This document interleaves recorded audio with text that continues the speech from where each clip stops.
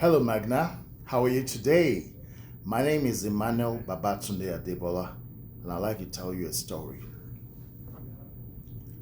Prior to coming to Canada, I'd worked for 12 years for one of the top consulting firms in the world.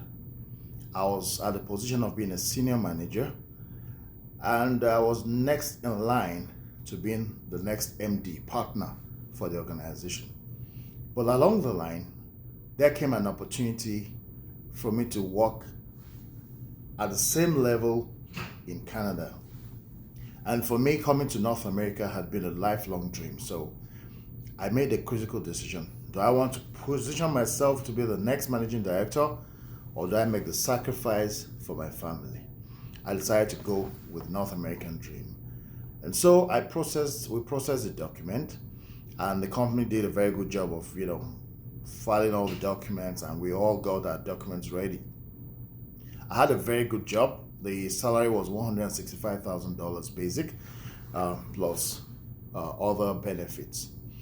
But the funny thing was that when the company finished all of the process, and I was ready, I was like, okay, I'm ready to go. They made an interesting decision and said, we have a change of mind. Maybe we should stay back in Nigeria. At that point, I said, no, sorry. You already woke a lion. I keep going. It's forward ever, backward never. So I knew I had a work permit. I just didn't understand the immigration policies of Canada. So I made a decision to, move forward, and I brought my family into the country. But it was when I got here that it then dawned on me that what I had was a closed work permit, which meant the only company that I could work for legally was that organization. So I went back cap in hand saying, guys, I'm sorry, please let me in. And then they found one excuse or the other not to take me in. And so here was I, about out of status. I didn't know what to do, when mercifully my wife and I met a lawyer who advised us of the next steps. And what he said essentially was that my wife should go to school. She went to Sheridan College and studied a course, and then I had an open work permit. The only problem was that at this stage of my life, I had become demoralized. I'm somebody who's normally very optimistic about life. I'm very jovial and stuff, but it had gotten into me. So I was just looking for any job, just any job to pay the bills. And that's when I came to Mother Tech.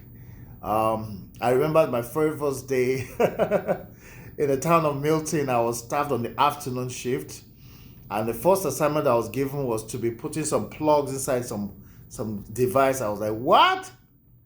But I did it. And for the next 3 years of my life, afternoons, nights, days, it was something else. It was what I never expected, because prior to coming to Canada, I had very good grades. I have an MBA from Cranfield University, UK. I had done many things. My first career was as an IT professional. So you could say I was very cerebral and I was very assured.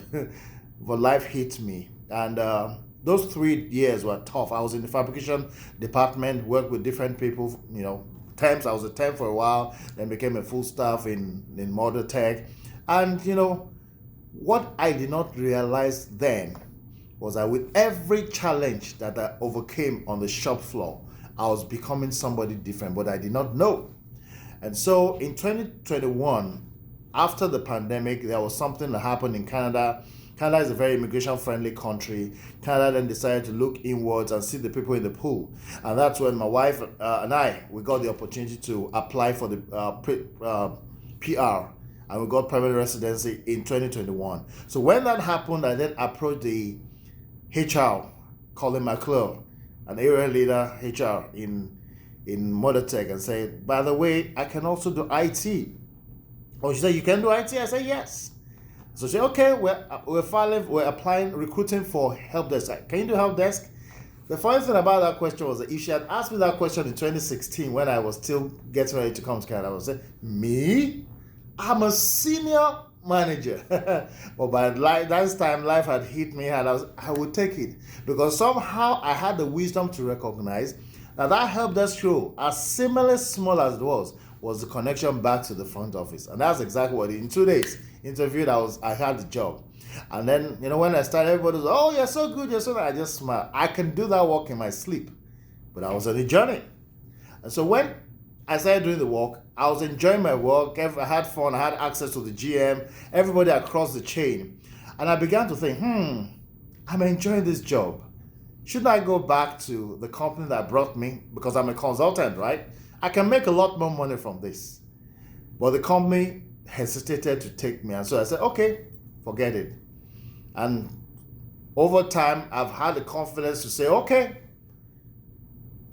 I will now focus on my future. And my future is with Magna. I have become who I am because Magna gave me a door. I came into Canada 2017. This is 2022. I've done many things. I'm not the same person. I'm back to who I am. The funny thing was when I started behaving like this, people were like, you're acting differently. And I said, I'm not acting differently. Who you knew before was a person that had been beaten and battered. And I told them the story is like the $100 bill, right? Every one of us likes to have the $100 bill in mint. But what if the $100 bill is mashed and beaten and all stuff? It's still the $100 bill, baby. Which means that the value of the brother never changed. Rather, I became a better version of myself. Why do I say that? Because prior to coming to Canada, I was an A student. My approach to failure was treating it as a death sentence. But what Modatech did for me was to help me recognize that failure can be approached two ways. When you approach it as a death sentence, you always be afraid to make mistakes and you avoid like I always did. But when you confront failure as a teacher and a friend, what it happens is that you know you will fail in the course of the journey, but you dare it. And then in the failure, you come out and learn, become a better person. Then you dared and again and you fail. So failure becomes a necessary part of a journey to greatness as opposed to, just something. So when I realized this, not long ago, I called the members of the fabrication department who I'd worked with. It was after a year I'd worked there. I said, I want to celebrate my graduation because I realized what had happened to me. And I said, I'm going to make the most of this opportunity. And so I celebrated it, bought some nice food for everybody, packed them. I said, thank you. I put it on LinkedIn. I called it my graduation. But not many people understood what was happening. The young man had been transformed. And I have Modatech and Magna to thank for that. So is this a good example of diversity and inclusion? I think it is. It's a beautiful story and I look forward to hearing from you. Bye for now.